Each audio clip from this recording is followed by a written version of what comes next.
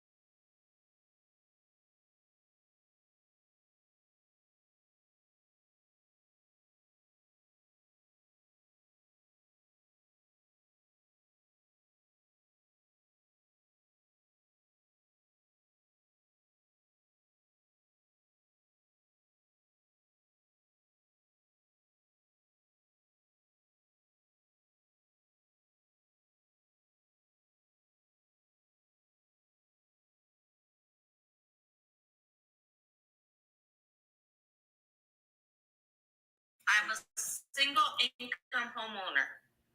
Okay. Hey, Precious, give me a second, sis. I'm about to get it going in about 2 seconds.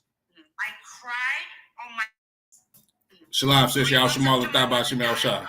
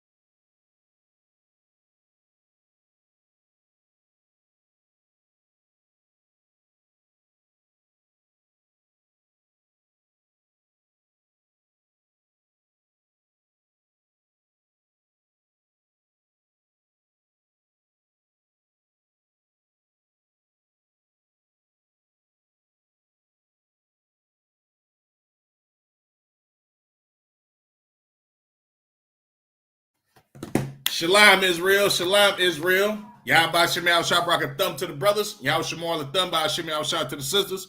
I'm Priest Officer Karan Allah, the ISBK, under Commander General Yohana. This is the Monday night history class. You know what I'm saying? Now, of course, you know, with these Monday night history classes, sometimes I freestyle topics, you understand? And I'm gonna get into Salakia. I'm going to get into the history of ancient Egypt. You understand? The slavery of ancient Egypt and how it correlates to the slavery in America. But as y'all can see, my audio was off for a second. You understand? And Salaki, hold on. My audio was off for a second. Damn, how did I do that?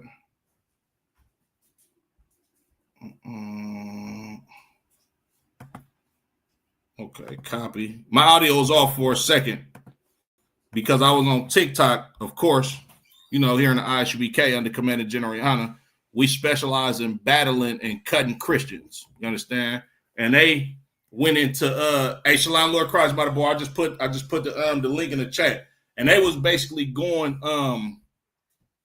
left as far as saying that the God of the Bible loves everybody and all of this nonsense. You understand? And, you know, of course, you present facts and scriptures to these Christians, and they don't want to hear it because, like Madabar said, you can't put new wine in old skins. You understand? I'm paraphrasing, right? So now let's let me get into it. You understand? I'm gonna save Esau, you understand, for the end of the class.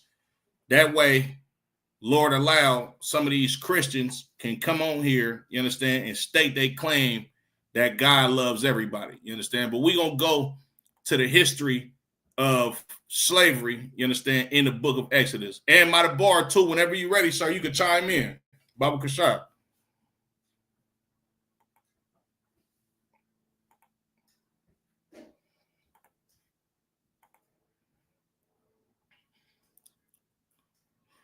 Okay, this is the book of Exodus, chapter 1 and verse. I'm going to start at verse 6. And Joseph died, and all his brethren, and all that generation. And the children of Israel were fruitful and increased abundantly, and multiplied and waxed exceeding mighty, and the land was filled with them. So let me just give y'all some context of the history of the children of Israel actually coming into the land of Egypt, you understand, right? Joseph was sold by his brothers, you understand, for jealous purposes and reasons. That's not really the topic of tonight, but Joseph rose to prominence in Egypt because the Lord was with him, you understand? And in that, the Lord put a famine on all of the known land at that time, you understand? And he gave Joseph the interpretation or the wisdom to interpretate Pharaoh's king, which was foretelling that there will be a famine in the land later on, right? Long story short, the children of Israel, the physical sons of Israel, Jacob and his sons, they got to come down to Egypt to get food. You understand? They come to Egypt to get food. Joseph make himself known to his brethren. You understand? So forth and so on. Jacob and 70 or so souls come down and live in Egypt. Salaki, I'm in a live stream. You have to let me. Oh, kind sir. Oh, Salaki, sir. Can you hear me, sir? Yeah, kind, sir. Salaki.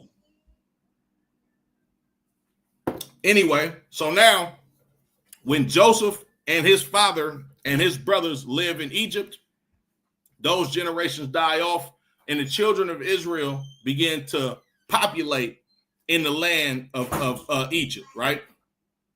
Verse 7. And the children of Israel were fruitful and increased abundantly and multiplied and waxed exceeding mighty, and the land was filled with them. Now there arose up a new king of Egypt, which knew not Joseph. You understand? So as the generations go about, this new king or this new Pharaoh over Egypt, he didn't know Joseph. nor in, and this is twofold. He didn't know him in the physical, nor did he give a damn about what Joseph did for saving his country. Just like we don't know who the hell Andrew Jackson was in a physical sense, you understand? But we know who Andrew Jackson is throughout history, you understand? These Egyptians knew very well who Jacob and Joseph was. They knew exactly what the children of Israel did to sustain their nation and make them a superpower. But he didn't give a damn about that. You understand? Verse 9. And you Christians need to understand this. Y'all keep talking about equality and all of this type of stuff. That's a slave mentality. And I'm going to tell you why. People that are not slaves don't look at everybody as equal. And I'm going to show you right here in the Bible. Exodus 1:9. And he said unto his people, behold, the people of the children of Israel are more and mightier than we. These Egyptians knew the Israelites wasn't equal to them.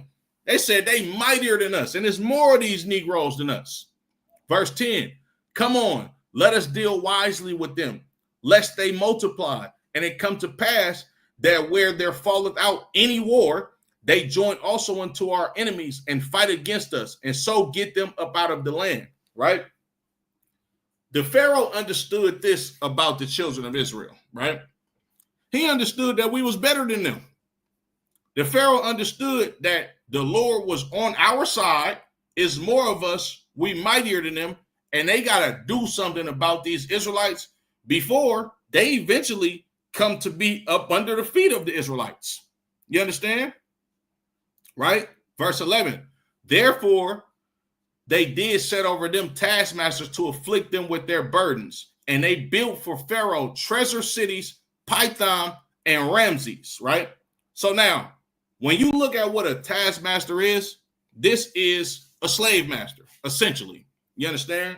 Somebody to make sure, like when you look at the history of slavery and you look at the physical nature of what happened in the fields, you had Caucasian men on goddamn horses with whips beating the hell out of the children of Israel in America to make sure we meet our quota of cotton or oranges or whatever the hell we had to do in those fields. That's the same exact type of lifestyle that we lived in ancient Egypt. You understand?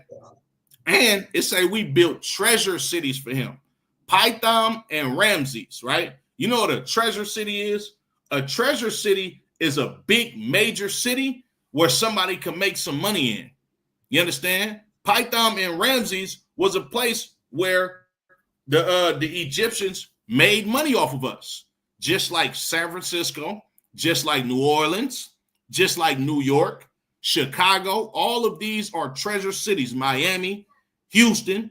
You understand? All of these places are treasure cities where our oppressor gives us the menial jobs to build up his empire, and he makes trillions of dollars off of us. Well, it was the same way in ancient Egypt. You understand? So like it, reading on. Go ahead, sir.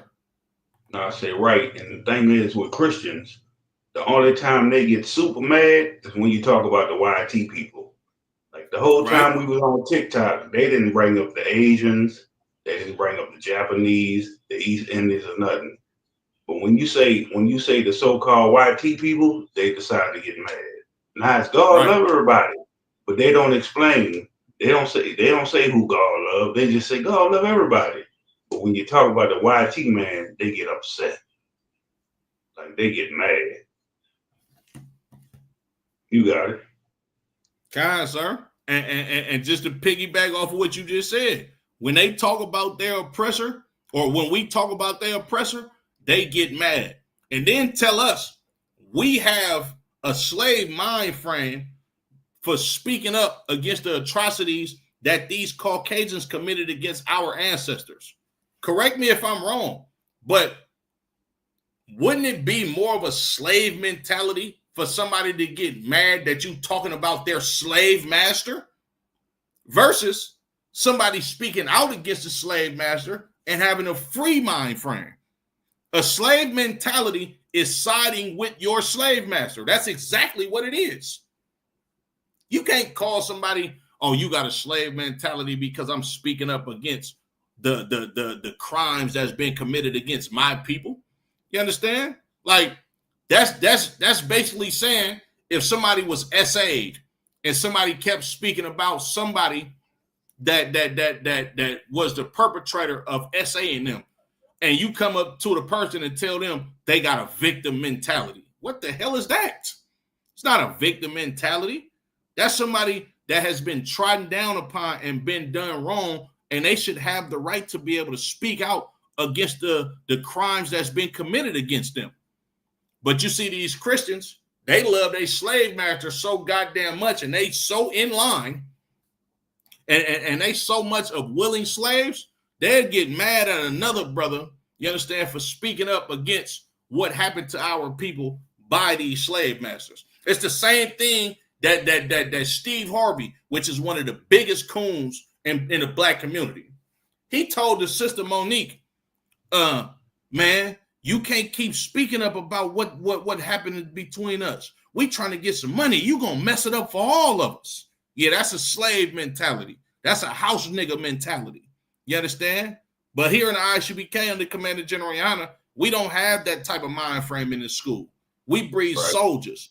We breed brothers that's going to speak up against what happened to our people because we got a problem with it. We don't just go along to get along.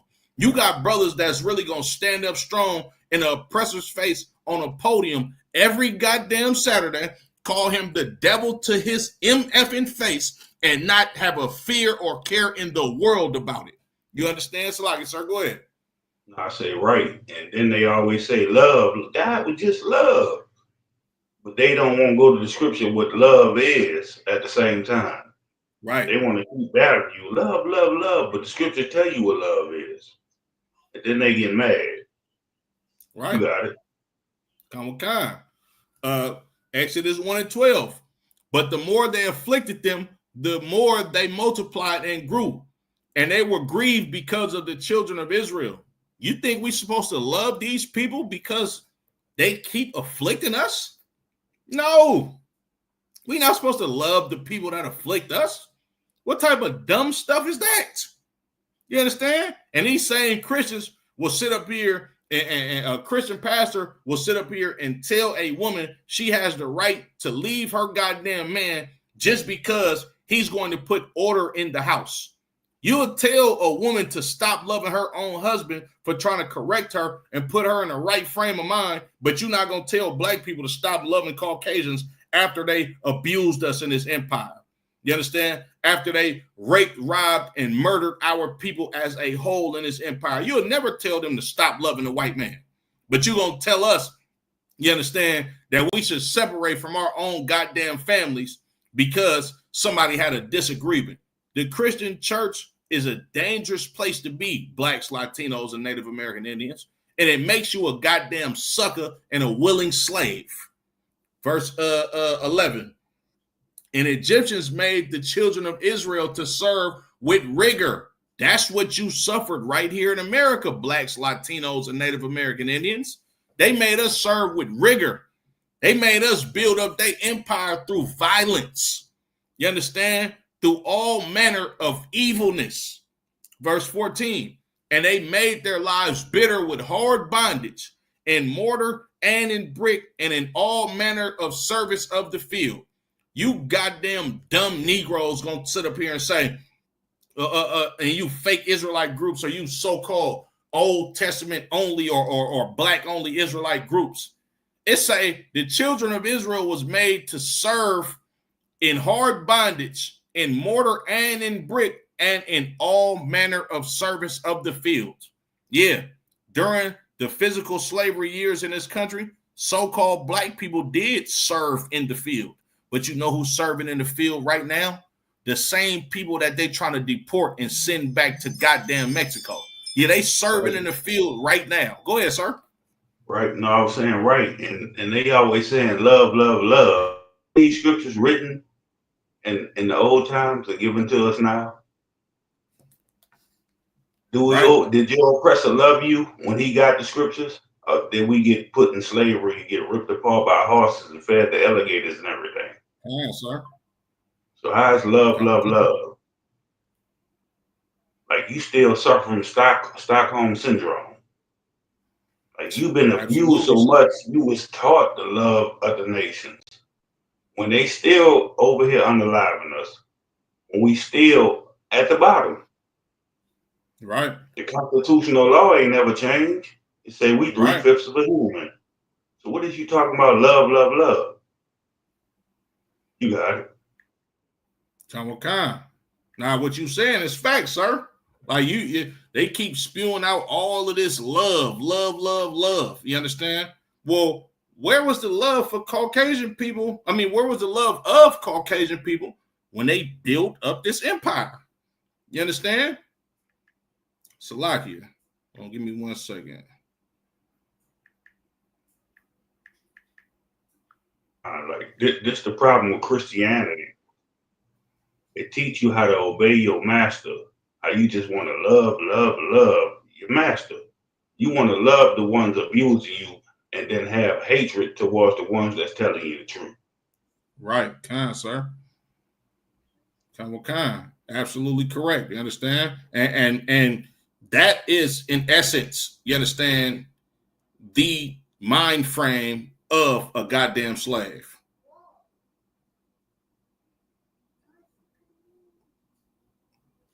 So like I'm gonna read some more. Verse 15.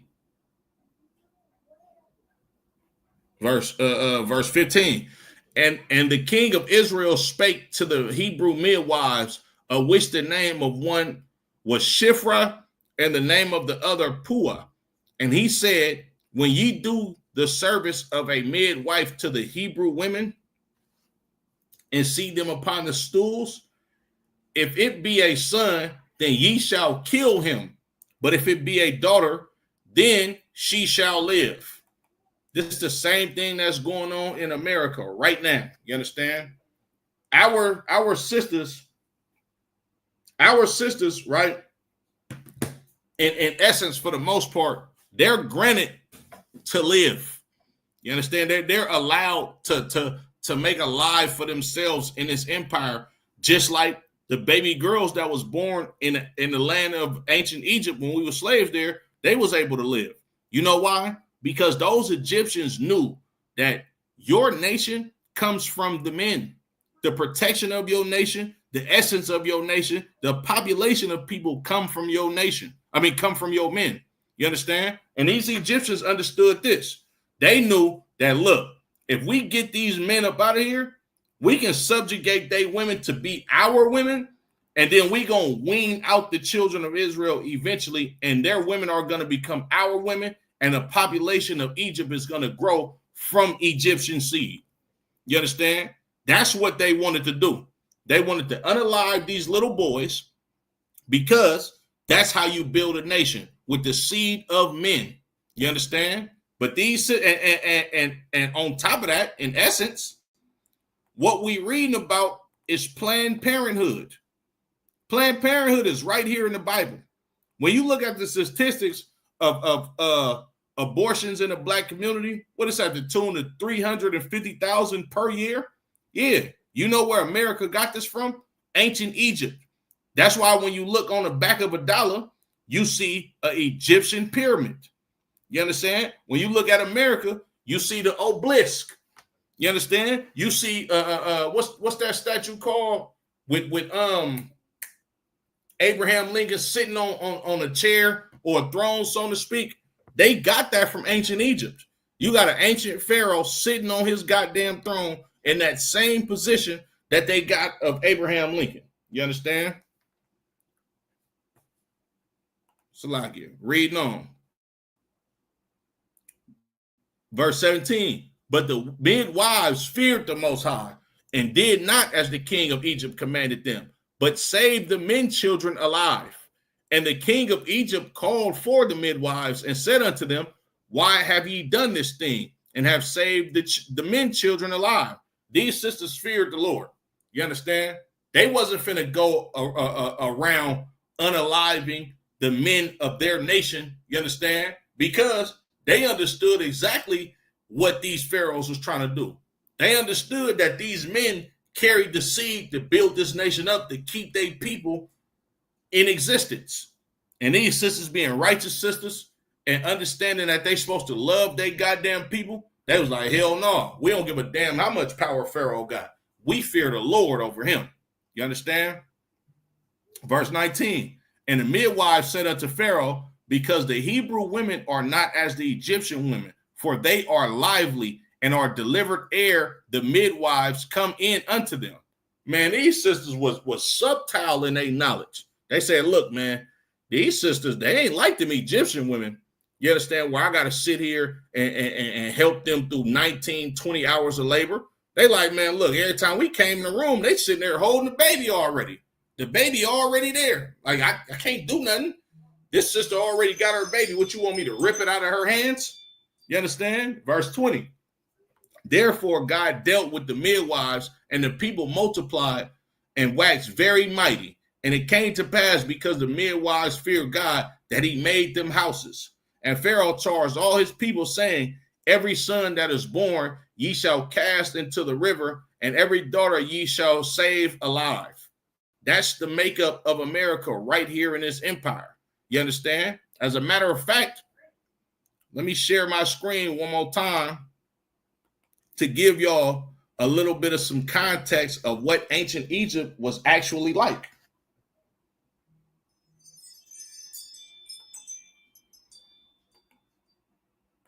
And it's a quick Wikipedia search. And you can't tell me that this is not America today. All right? So now, I ain't really gonna get into the history of it. I really just want to get into the political makeup and the economic makeup of Egypt. Right? Okay, so now this is a Wikipedia search of Egypt. It says government and economy, right? For all you Christians out there, if you might be tapping in and looking at the live, you got to understand, we real scholars in the ISUBK. We don't just read the Bible from a biased standpoint of view and not understand the history of it. As a matter of fact, I'm going to show you all that in a second, right? Administration and commerce. The Pharaoh was the absolute monarch of the country and, at least in theory, wielded complete control of the land and its resources. So this Pharaoh is the top guy of the country of Egypt. The king was the supreme military commander and head of the government, who relied on a bureaucracy of officials to manage his affairs. Who is the military commander in America? Is this not the president? Huh? Well, that was the same position that Pharaoh had in times past, right? Read on. Salakia. Give me 1 second. Salakia, sir, you want to chime in real quick?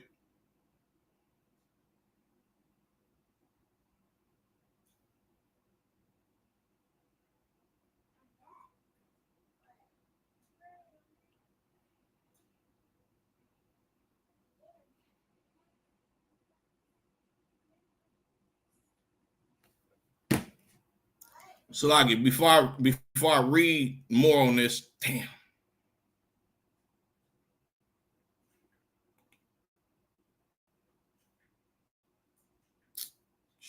Right, do me a favor. Come here real quick.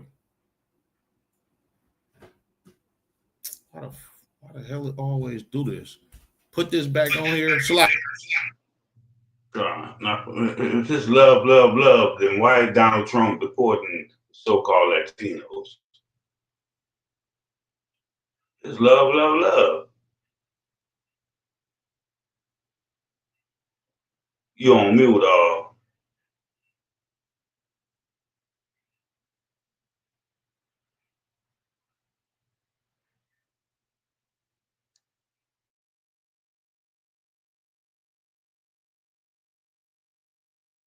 I think your mic on mute.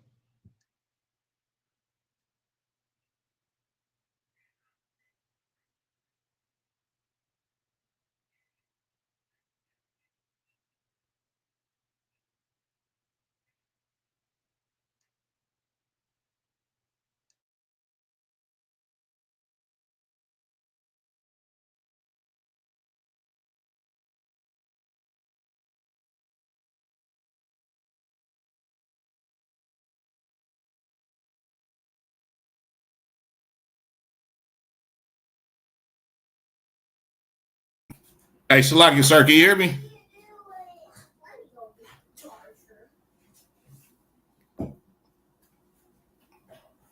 Salaki, sir, can you hear me? God, I can hear you. Okay, Most High in Christ. Yeah, Salaki. Damn. Do I think I got some feedback. Oh, I'm trying to get it right on my end.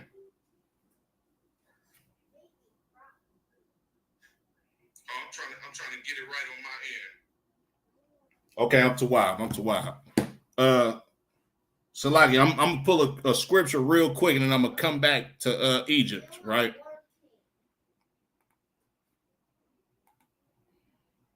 This is the book of Salaki, Revelations 11 and 8.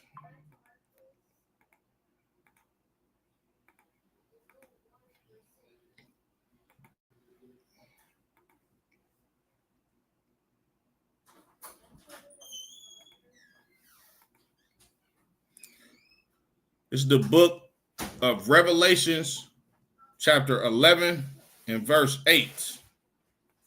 And it reads, "And their dead bodies shall lie in the street of the great city, which is spiritually called Sodom and Egypt, where also our Lord was crucified." You understand? This is America, right? America is spiritually called Sodom and Egypt. Sodom, why? Because this is the land of the LGBTQ community. You understand? This is a land where two men or two women can elope in this empire. And why is it called Egypt? Because of the slavery that the children of Israel serve in this land. You understand? And it also says where our Lord was crucified. Physically, Christ was not crucified in America, but spiritually he was. You know why? Because that picture of white Jesus was perpetuated right here in North, Central, and South America by the Spaniards. You understand? By the Roman Catholic Church, excuse me, right? This is the same thing that we live in today.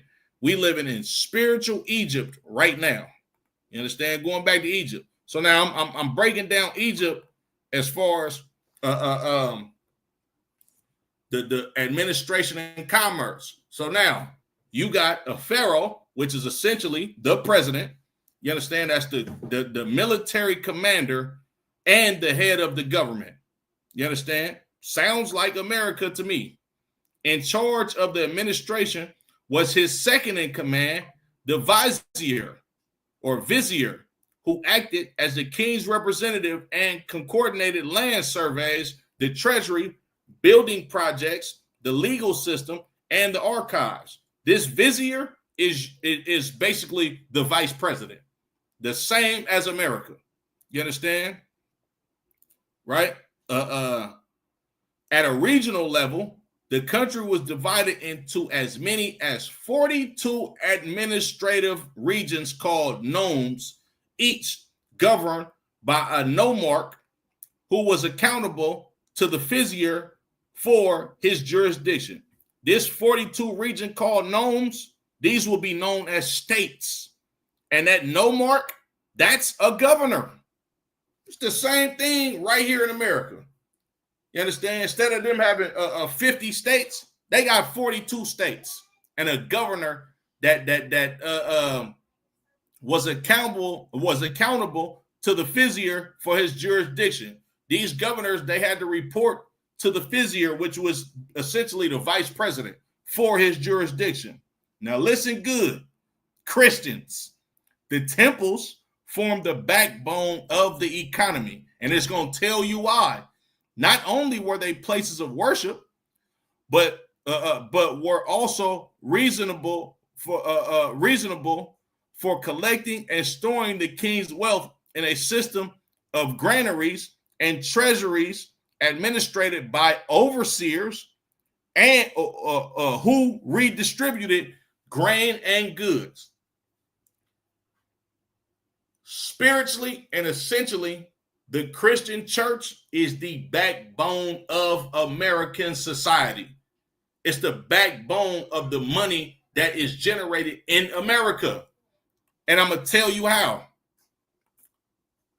Christianity has made Americans, or so-called blacks, Latinos, and Native American Indians, through these Christian temples, they have made us willing slaves.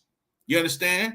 When you read on what was going on in ancient Egypt and why these temples were so important, they was not just places of worship. I'm going to read that again. Salakia.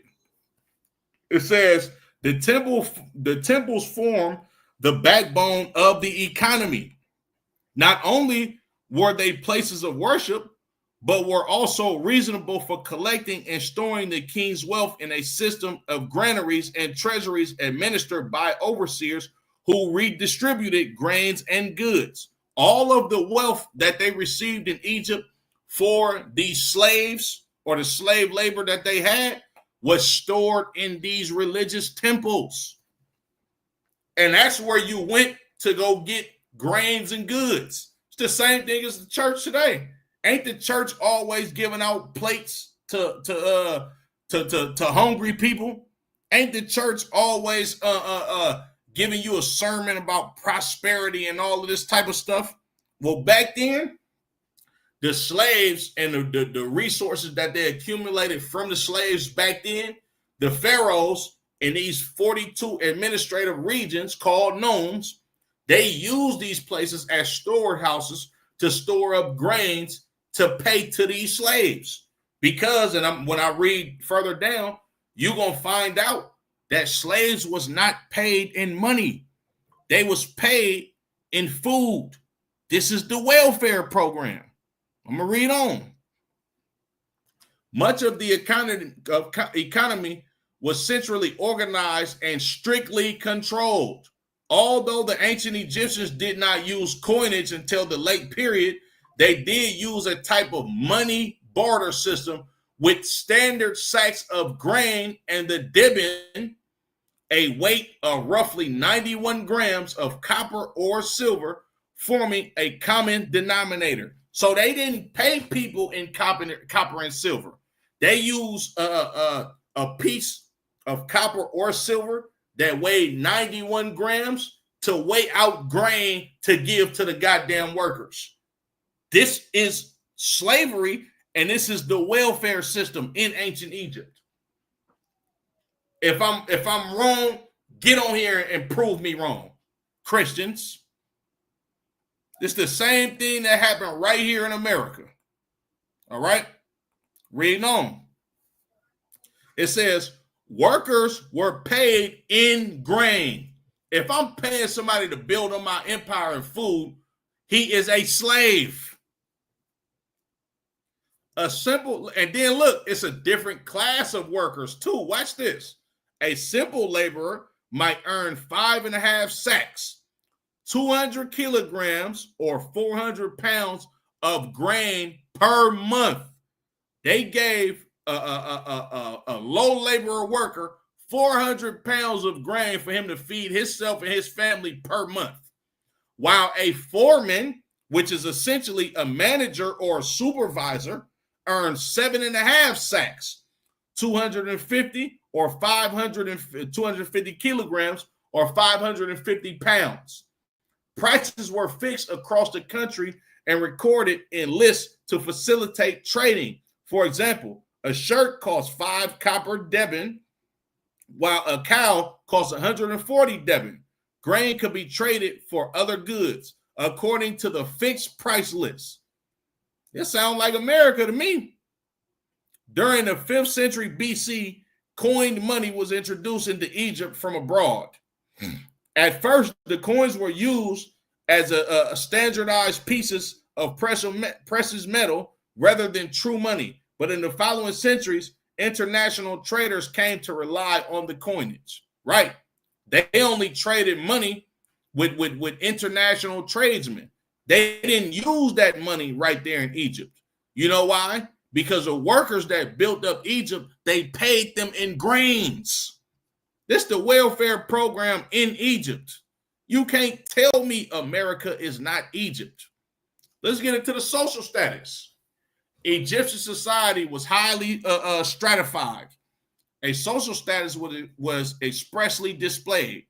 Farmers made up the bulk of the population, but agricultural produce was owned directly by the state, temple, or noble family that owned the land. It says farmers made up the bulk of the population. Did we not just read in the book of Exodus that the children of Israel became fruitful and mighty the more they was oppressed?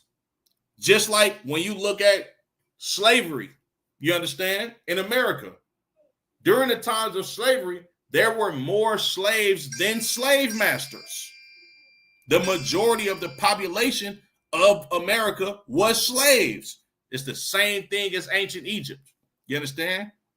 Right? And you got to understand, the Caucasian man is the devil that the Bible speaks of. So they're going to throw a whole lot of words out there that you might not understand on this Wikipedia search and then say, oh, we don't know if it was slaves, but the same words that they telling you means slave. Watch this. Farmers were also subject to a labor tax and were required to work on irrigation or construction project in a corvée system. Do y'all know what that word corvée means? Corvée means a worker that is not paid. That's a slave. These farmers was taxed and they wasn't paid money. Remember, they was paid in grains. You understand? Artists and craftsmen were of higher status than farmers, but they were also under state control, working in the shops attached to the temples and paid directly from the state treasury. Yeah, of course, but they wasn't paid like how these slaves was. These so-called farmers that worked on a corvée system.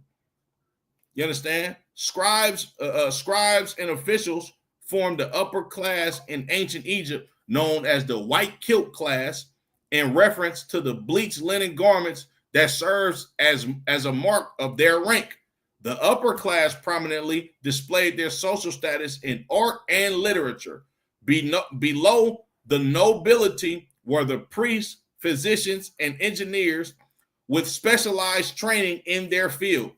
Now listen to how much the Caucasian man is the devil that the Bible speaks of. It is unclear whether slavery, as understood today, existed in ancient Egypt. There's a difference of opinion among authors. But if you look up that word corvée, that word corvée or the corvée system mean that they had workers that were not paid money. That's a slave. The ancient Egyptians viewed men and women, including people from all social classes, as essentially equal under the law, and even the lowest peasant was entitled to petition the vizier and his court redress. Same thing as America. In the Constitution, didn't they say all men were created equal? Slaves were men, but we wasn't created equal to our goddamn slave master. We was called 1/5 of a man. You understand? Which shows you how diabolical and evil those Egyptians was back then, and how diabolical and evil the slave master is today. You understand? All those slaves were mostly used as indentured servants. Now, hold on. It just said that slavery was not in existence as it was today, but in the different sentence, it says slaves. Caucasian man, the devil that the Bible speaks of, because he don't want you to correlate what happened in ancient Egypt to today. You understand? That's why you got to pick through all his BS, right? All those slaves were mostly used as indentured servant. They were able to buy and sell their servitude, work their way to freedom or nobility, and were usually treated by doctors in the workplace. Man, this sounds like slavery to me. When you get cut, you understand, on your job at the workplace, you understand, they got first aid kits for you right there.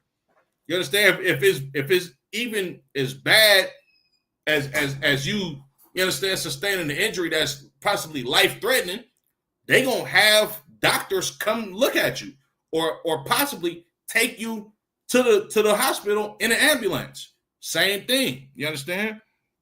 Both men and women had the right to own and sell property, make contracts, marry and divorce, receive inheritance, and pursue legal disputes in court.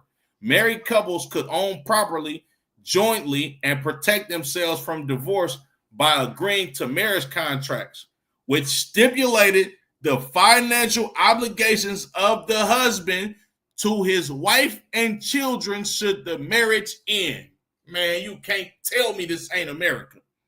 If somebody marries somebody right now, if a brother marries a sister in America and they don't sign a prenup and that marriage ends, you know who get that house?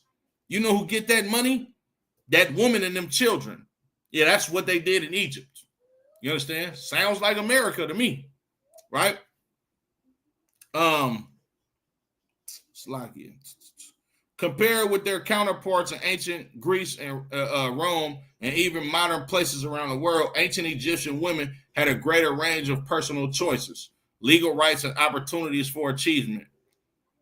That's really going into the Egyptian people, you understand, or the ethnic Egyptians. This ain't talking about Israelites. You understand? I'm gonna go back to the scriptures. So, like, sir, you want to chime in?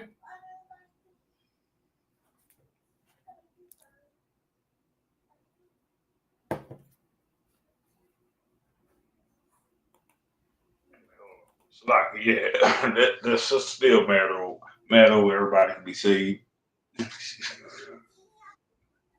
No, say that again, sir. No, I say that's just still mad over. Everybody can be saved. Everybody. Yeah. Unfortunately, for you Christians, it's not true. You understand? It's not true at all. Everybody cannot be saved. As a matter of fact, everybody don't even need to be saved. You understand?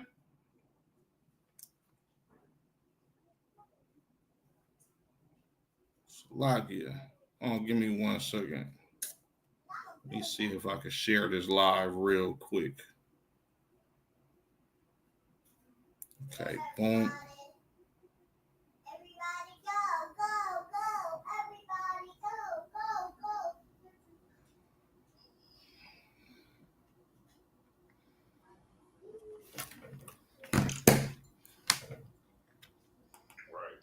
And that's the crazy thing. As always, everybody can be saved only when you talk about the YT. Right. Now, what you said? Go ahead, you got it. You got it. Yeah, kind of, sir. What you said was heavy. You know what I'm saying? As far as everybody being saved, you don't never hear black people talking about Asians being saved. You don't never hear black people talking about East Indians or Africans. You understand? You don't hear them talking about nobody but Caucasians being saved. And you know why? That's a slave mentality. You understand? If y'all got any questions, comments, you understand, put them in the chat, please, on YouTube. You understand? And we're gonna get into it. Right.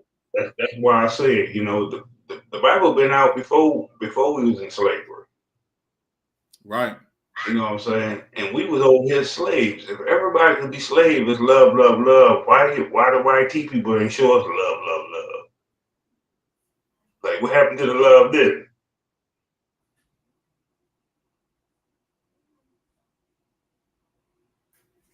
They was unaliving us, hanging us from trees and everything. Where was the love then? Where was the love, love, love? But you've been indoctrinated.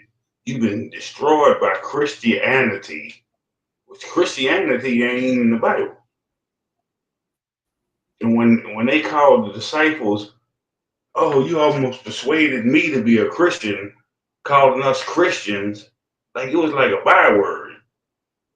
You almost persuaded me to be a Christian. Like they can't pull it up. You don't understand what it means. They, just like Negro, which they say to you know what I mean besides Negro. They mocking you. They're making a mockery of you. That's what people don't understand. They've been unaliving you all the way up to today. You won't say everybody can be saved. Let's love everybody. And they ain't even been loving us all the way up to today. We the only nation of people that don't get the love other nations get.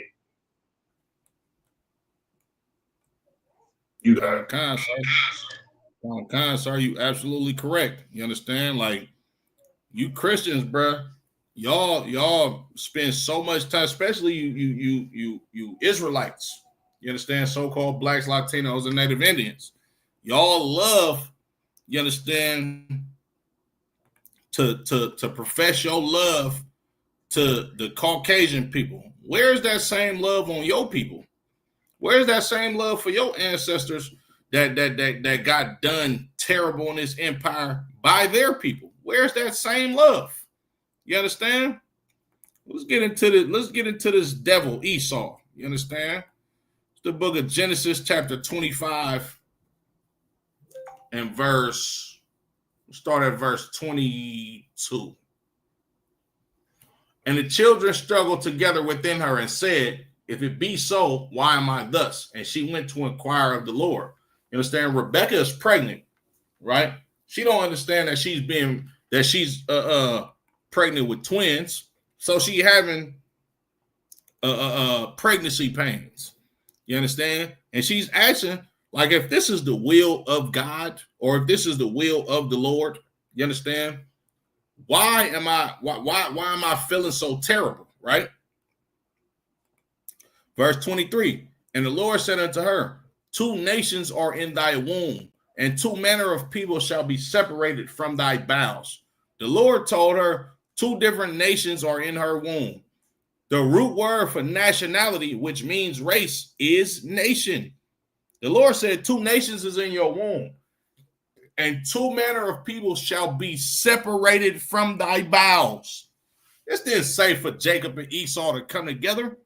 The Lord told they mama to separate them. You understand? And the one people shall be stronger than the other people, and the elder shall serve the younger. It said the one people shall be stronger than other people. This is a biblical prophecy that was going to happen to the descendants of these 2 nations or these 2 children that's in her womb. It said, the elder shall serve the younger. It don't sound like equality to me, Christians. If you got to serve somebody else, that means you're not equal to them. If you got to be separated from one people, from another people, that means y'all not equal. You shouldn't be the same. You understand? Verse 24, and when her days to be fulfilled, her days to be delivered were fulfilled, behold, there were twins in her womb. And the first came out red, all over like an hairy garment, and they called his name Esau. Who red and hairy today? And notice, it did not describe Jacob. Why it didn't describe Jacob? Because Jacob looked like everybody else at that time. But this dude Esau, this bastard, this devil incarnated in the flesh, he was red and hairy and looked very peculiar to everybody else that was on planet Earth at that time. You understand? Verse 26. And after that came his brother out, and his hand took hold on Esau's heel, and his name was called Jacob. And Isaac was 80 years old when she bare them. His hand holding on to Esau's heel, that's spiritual. That's symbolic. The scriptures say the end of the world is Esau, and the beginning of the world of Jacob is him that followeth. I'm paraphrasing. Now watch this, Christians. Hold on. I'm going to unshare my screen. I hope I got some Christian viewers out there right now, right? Y'all think we don't understand the Bible or we don't do extensive research and studying? Have you ever seen this, Christians? Well, I'm going to explain to you what this book is. This is the Zondervan Pictorial Bible Dictionary. You understand? If you don't know what this book is about, this is a book that gives you the true actual meaning of all of the words in the Bible, Old and New Testament. Now watch this. When you look in this book, and I'm reading out of this book, I'm not doing no trickery. I'm not like this. This is not something that I'm making up on my own. Watch this. We're going to look up the word Esau, right?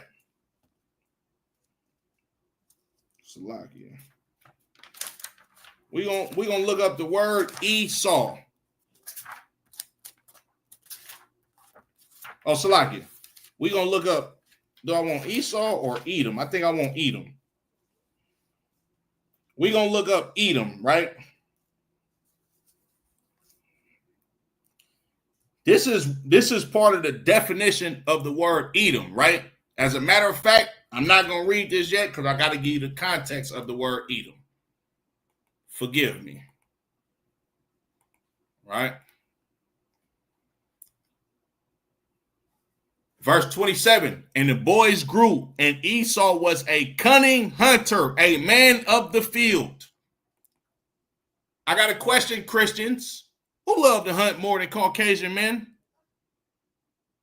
Who slaughtered the buffaloes to the tune of millions to starve out the so-called Native American Indians right here in America?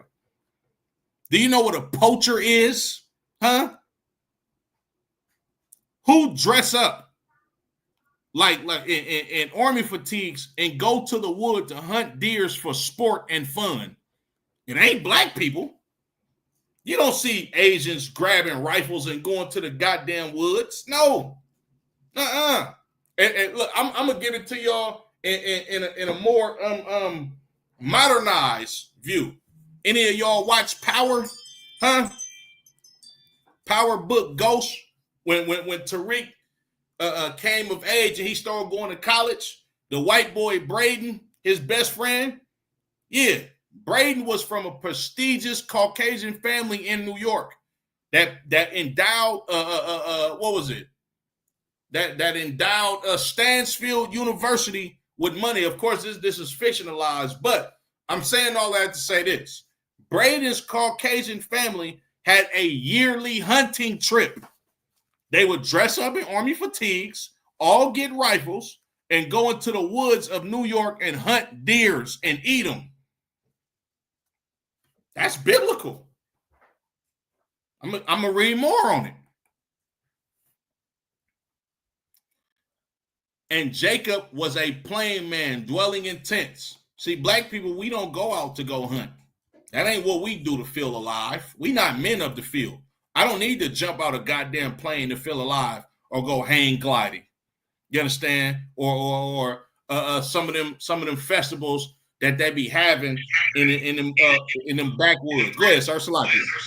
Nah, I want to say, like we ain't got to go under the bottom of the ocean to feel alive.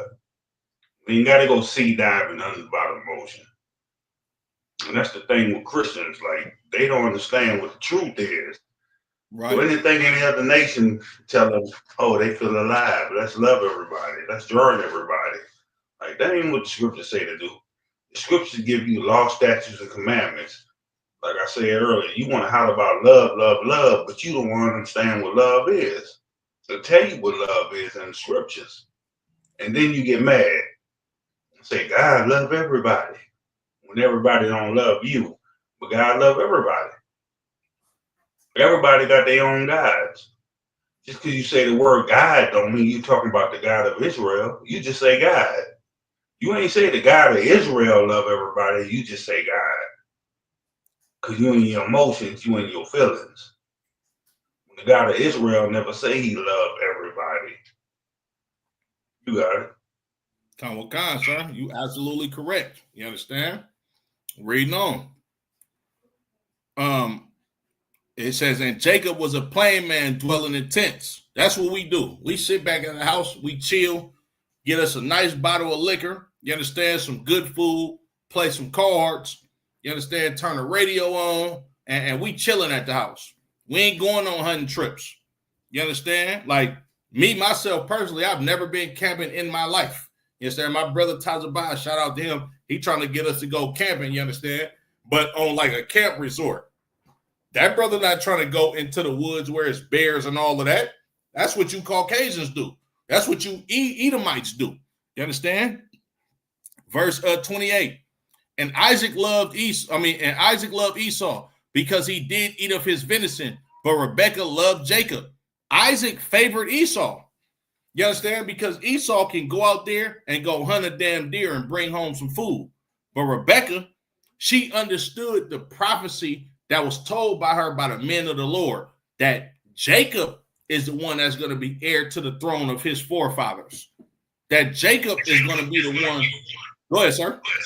Salaki, and that's what heavy what you brought out for the hunting part. Like Esau go out to hunt just to hunt. They don't go out there for food. You can't eat a goddamn bear, but they go out there and hunt a bear. You can't eat a lion, but they go out there and hunt a lion. You can't eat a tiger, but they go out there and hunt a tiger. It's just showing that they want to be superior to everything. Like when we go out there and hunt children of Israel, it's for to eat, it's for to make clothing. They go out there, you can't eat it, but I'm gonna wear some lion skin.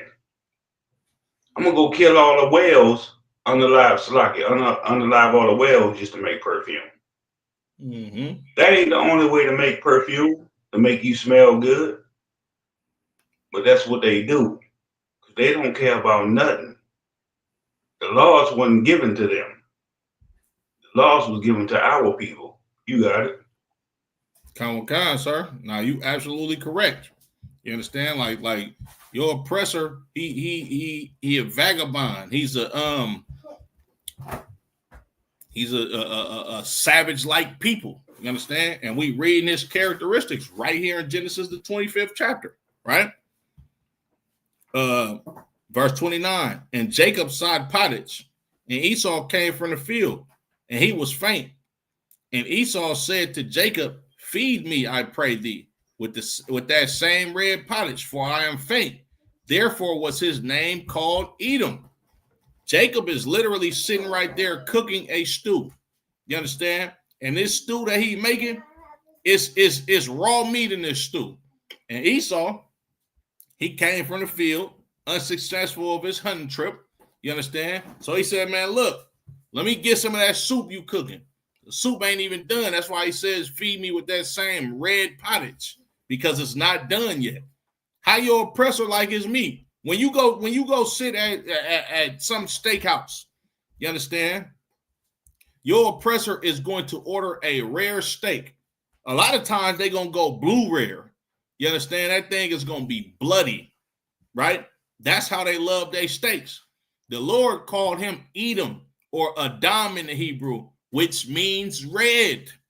You understand? This is the forefather of the Edomites. Now watch this, right? This, once again, the Zondervan's Pictorial Bible Dictionary. For all you Christians out there that think we don't read, that think we don't comprehend the Bible. Not only do I know the scriptures, I have study guides for these scriptures, right? And I'm going to show y'all King James in a minute, because King James was not a Caucasian. King James was a black man. You understand? As a matter of fact, real quick, y'all ever seen this book? The Negro Rulers of what it say? Of Scotland and the British Isles. You see them? Those are black people. And you see what's on their coat of arms? Those are shields of David. Right. They forget about we ruled over Europe. They forget about we ruled Europe. So, like it, sir, I think most Christians don't even know that.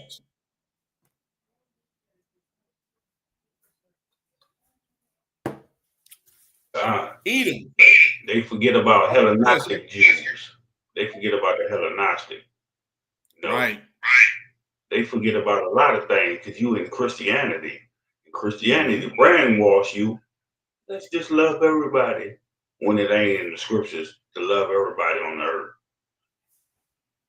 They say love everybody, but they didn't say love everybody on the earth. It's telling you who to love. It's telling you what nations who to love. Our people that were scattered abroad. We were scattered abroad. We were sent out to go to teach our own people that were scattered. It didn't say everybody gonna get our covenant. The promises, the laws, the statute, commandments was for everybody. And that's why they get mad at us. You got it. Con, sir. Absolutely. You understand? Now this is the definition of Edom, or a piece of the definition of Edom, right? I'm gonna read it, right? Edom, Edomites, the nation and its people who were descendants of Esau. He founded the country, so his name is equated with Edom.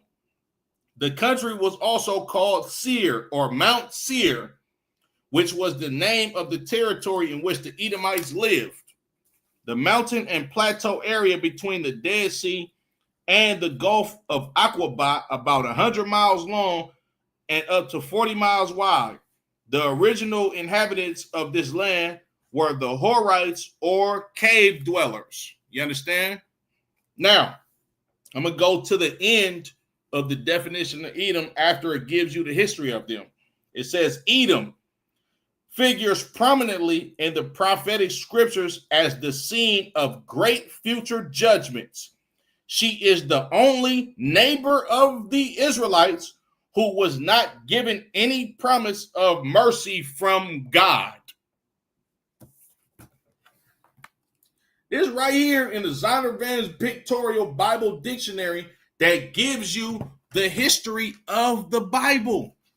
In this Bible dictionary, the people that did the extensive research on the Bible and created a dictionary concerning the Bible says that this is the only group of people that were related to the Israelites what it say? It says she is the only neighbor of the Israelites who was not given any promise of mercy from God, meaning they know that God is not going to have mercy on Caucasian people. Now, you might say, how do you know Edomites are white people today? I got you, right? I'm about to pull it up for you real quick.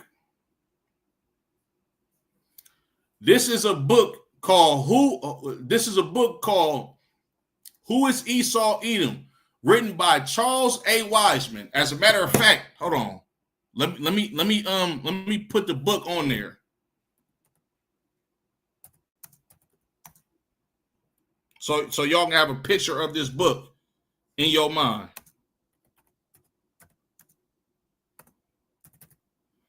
To show you that this is actually a real book.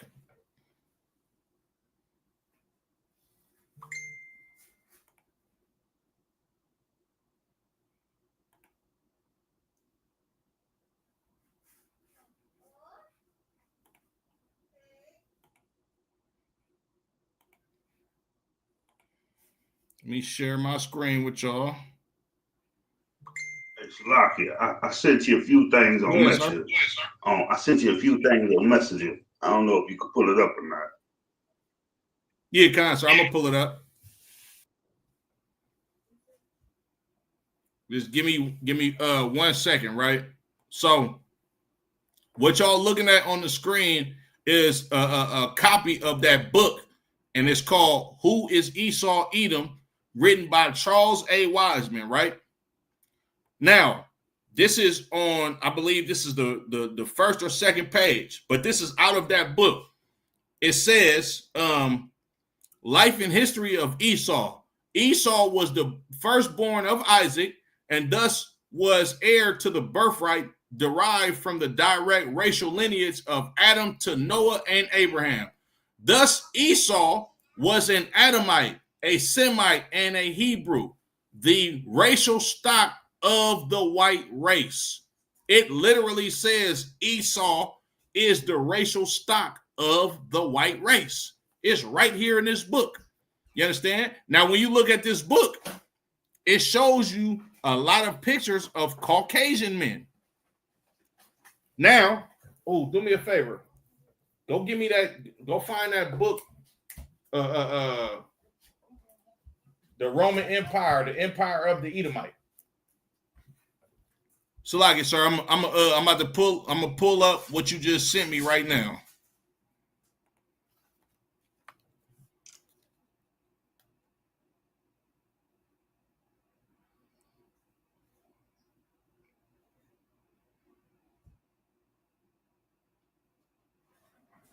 Okay, you wanted me to start from the top, sir? You can. Okay.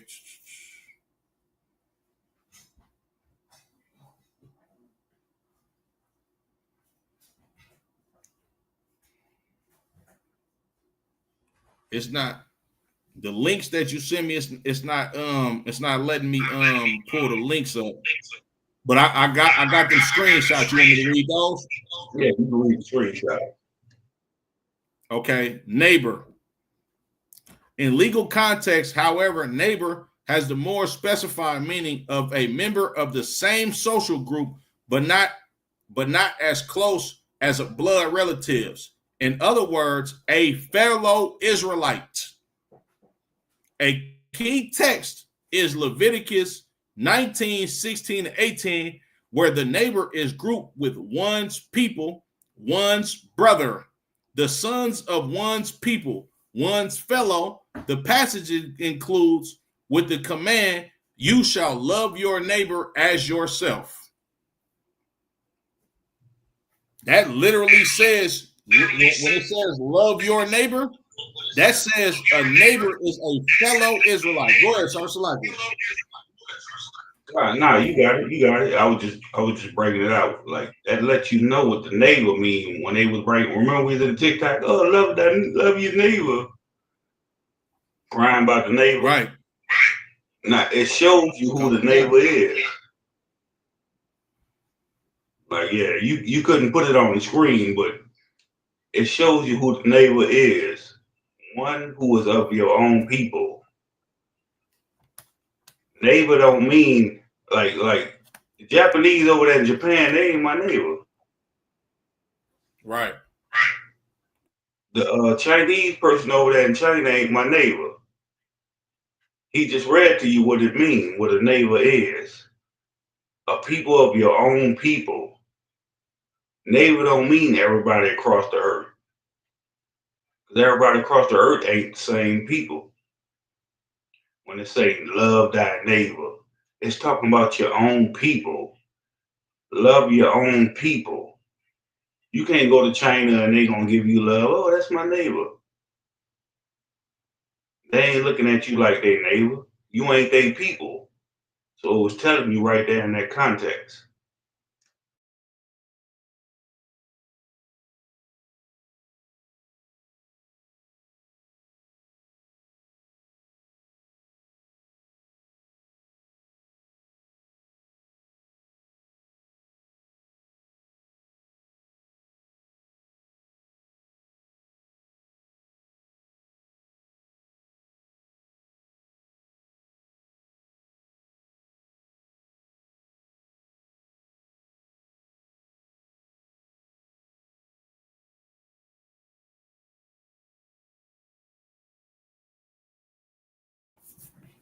Yes, a lot, yes, sir. You couldn't put the picture on the screen, you know. For everybody else. Which picture, sir? The one which picture, sir? What we were just talking about with the neighbor. Oh, where it says neighbor? Yeah. I mean, I can show my phone, but I'm not sure if they'll be able to see it. I got you. God, yeah, they ain't gonna see it on your phone. God, ain't no sweat.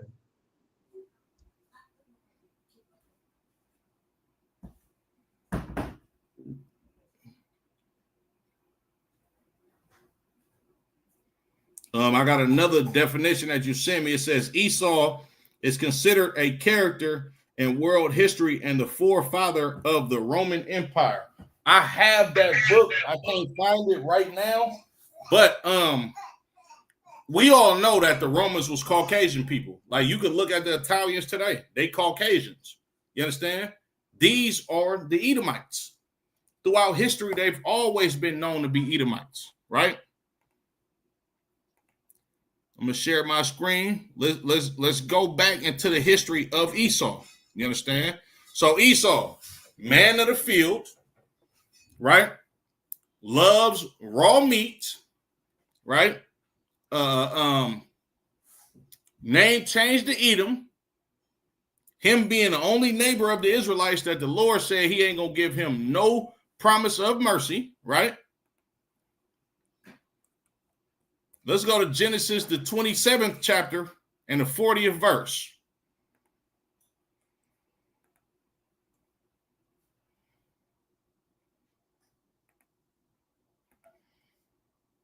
It's the book of Genesis, chapter 27 and verse 40. And by the sword shalt thou live. Is that now how Caucasians took over everything? By the sword? Yeah, this was the blessing that the Lord gave them in Genesis, the 27th chapter. When you look at the history of Jacob receiving a blessing of promise, you understand, to be the Lord's chosen people in that same chapter, right? When Rebecca went to go kill a sheep for him and cook it up for his daddy the way that he liked it, so he can give him a blessing and swear by the Lord to him. He gave that to Jacob. You understand? But the blessing that he gave Esau when Esau came back with that food was that he was going to live by the sword. Is that not the Caucasian man? Huh? Now, we had some unlearned Christian sister, and I gotta call her out. Her name is Diva on TikTok. I forget what her whole handle is on there. And the rest of them Christians, they gonna say, we took Romans 9 and 13 out of context, and it's a reason why he hated Esau. Well, I'm gonna jump 2 verses up. You understand? As a matter of fact, I'm gonna jump to verse 10. This is a book of Romans chapter 9 and verse 10. And not only this, but when Rebekah also conceived by one, even our father Isaac, Salakia, I'm going to jump up to verse 7.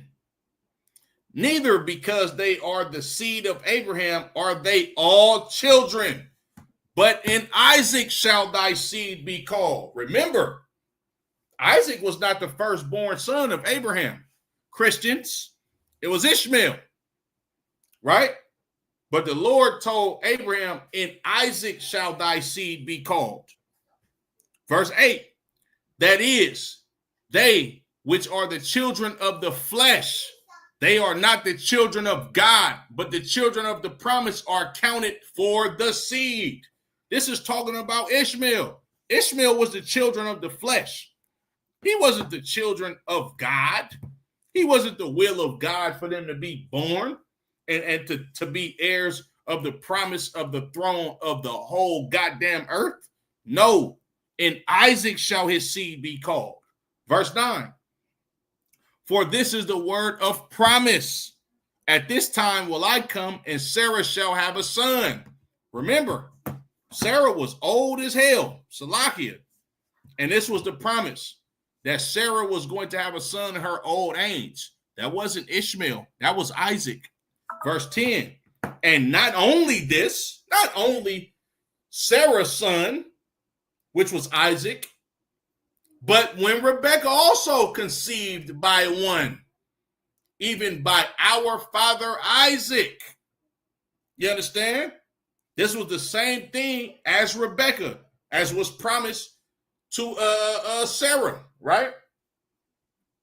Verse 11, for the children being not yet born, neither have done any good or evil, that the purpose of the Most High according to election might stand, not of works, but of him that calleth. This didn't have nothing to do with what Jacob and Esau did. They wasn't even born yet. They did no evil or good. But the reason why the Lord chose Jacob is because that the purpose of the Most High according to election might stand, not of works, but of him that calleth. Verse 12, it was said unto her, the elder shall serve the younger, as it is written, Jacob have I loved, but Esau have I hated. This is what that Christian sister didn't understand about these verses. Her being Latino, she tried to twist it up to be like, oh, I can't pronounce these. No, sis, that's not what it was talking about. You understand? This was talking about the Lord loving Jacob and hating Esau, as it is written in Malachi, the first chapter. Verse 14, what shall we say then? Is there unrighteousness with God? God forbid. Is God unrighteous for hating Esau and loving Jacob? God forbid means hell no. For he said to Moses, I will have mercy on whom I will have mercy, and I will have compassion on whom I will have compassion. Meaning, he gonna have mercy and compassion on whoever the hell he wants. Not what you want him to do, Christian. Go ahead, sir. Nah, Kyle, you was right. You was right about what you're saying. And it's happened because you notice they never came up. You know, they never came in here. Christians be scared to get beat up on spiritually. Right. Like it hurt them to the core when they hit the real truth. Because all they say is, God love everybody. God love everybody. But God ain't never say he love everybody. He say he got a nation of people. You are a particular nation, a special people. You don't want to be special. You want to give it away. You the one love everybody because you was taught to love everybody. And who taught you to love everybody? God ain't teach you to love everybody. You learn that from oppression. That's where you learn it from. Because if God taught, like I said before, if God taught everybody to love everybody, our oppressors wouldn't have did the things they did to us.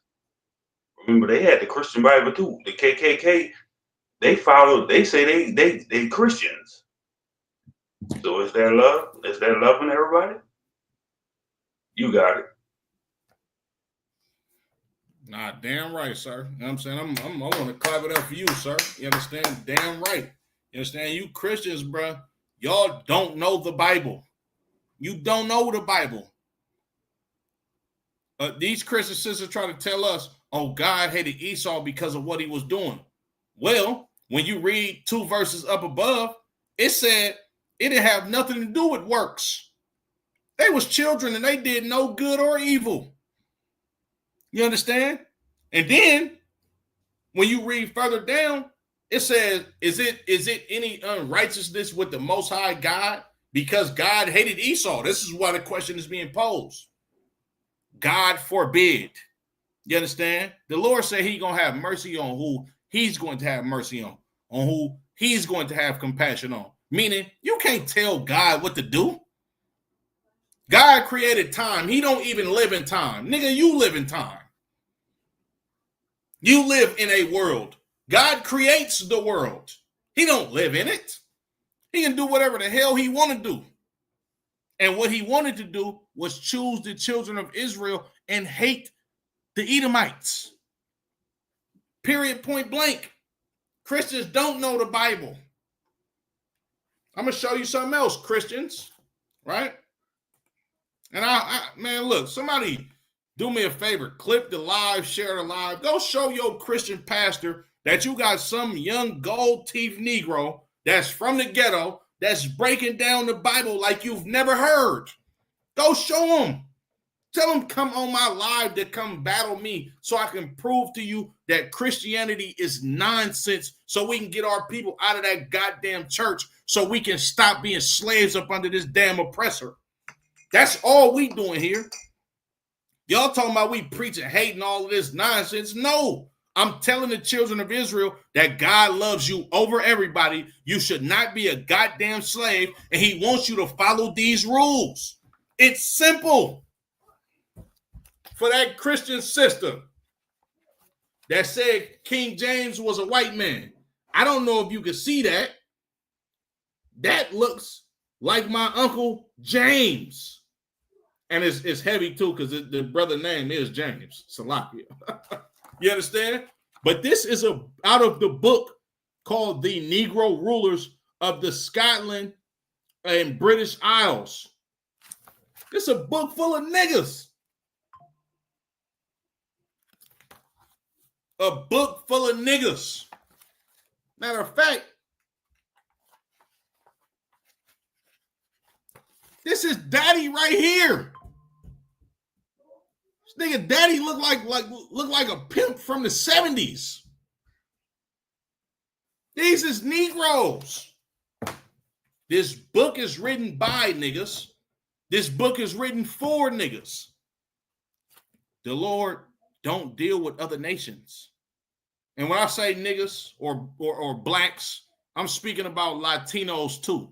I'm speaking about Native American Indians too, because we one and the same people.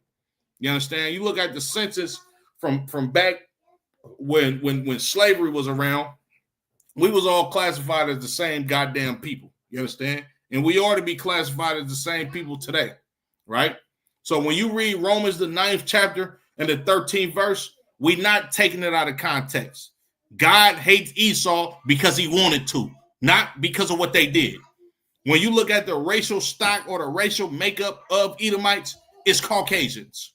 Whether you German, whether you're Greek, whether you're a Spaniard, whether you're a small hat claiming to be a Jew, all of y'all are the children of Edom.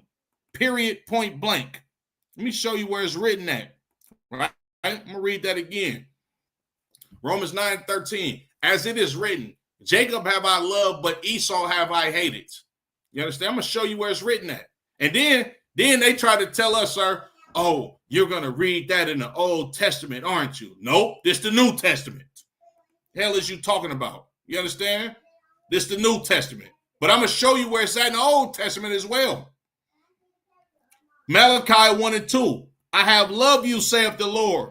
Yet ye say, wherein hast thou loved us? Was not Esau Jacob's brother, saith the Lord? Yet I loved Jacob, verse 3, and I hated Esau and laid his mountains and his heritage waste for the dragons of the wilderness. He hated you back then. I got one more scripture and then I'm going to go ahead and end it. Obadiah chapter 1 and verse 10. For thy violence against thy brother Jacob, shame shall cover thee, and thou shalt be cut off forever. When you jumped up to verse 1, the vision of Obadiah, thus saith the Lord God concerning Edom. We have heard a rumor from the Lord, an ambassador is sent among the heathen. Arise ye and let us rise up against her in battle. Hey, Christians, you the dummy, we not. The book of Obadiah is literally an indictment for the white race. Prove me wrong.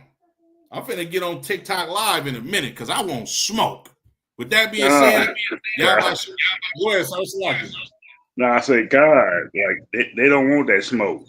That when they get put in the fire, when they get put in the frying pan, and it start getting hot, they jump out and disappear. And they just say, God, everybody, and then won't block you.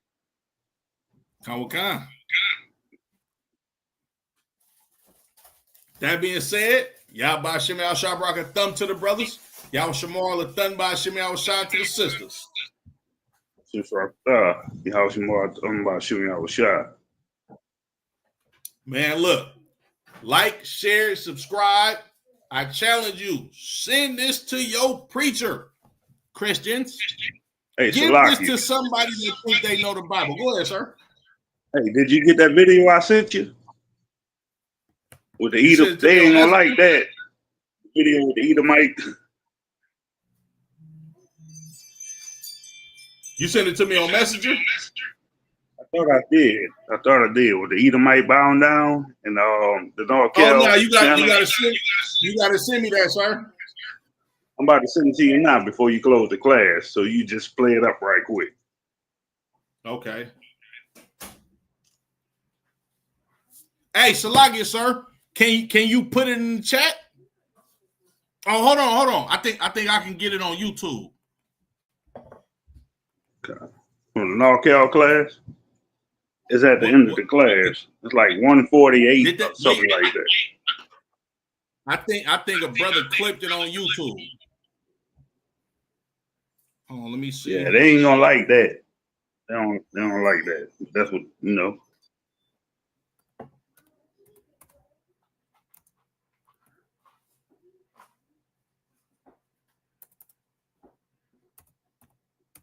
Let me get it real quick. I think a brother clipped it on YouTube.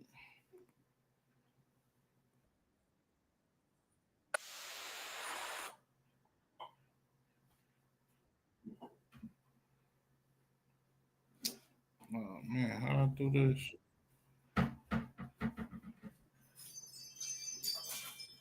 Okay, hold on. If not, I just sent it to you. Yeah, but I want to be able to share it. Let me see. I want to be able to share it right here on Damn, let me see. Okay, it's most likely in these videos.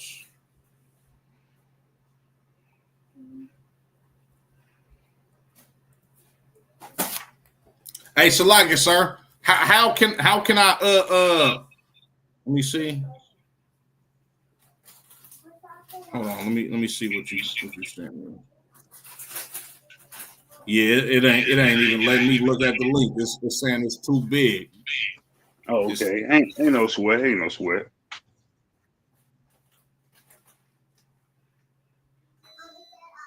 Yeah, kind of, sir. I can't even see it on here. But yeah, man, you go ahead. Do what you were saying. Okay, come on, sir. Yeah, man, y'all tap in. You know what I'm saying? ISUBK Sacramento, ISUBK Oakland, all ISUBK platforms, you understand? And come get this truth. Stop letting these Christian pastors lie to you and telling you that God loves everybody and you need to pay him tithes and give him offerings when you still suffering in the ghetto and they not giving you the medicine to fix your nation. Shalom.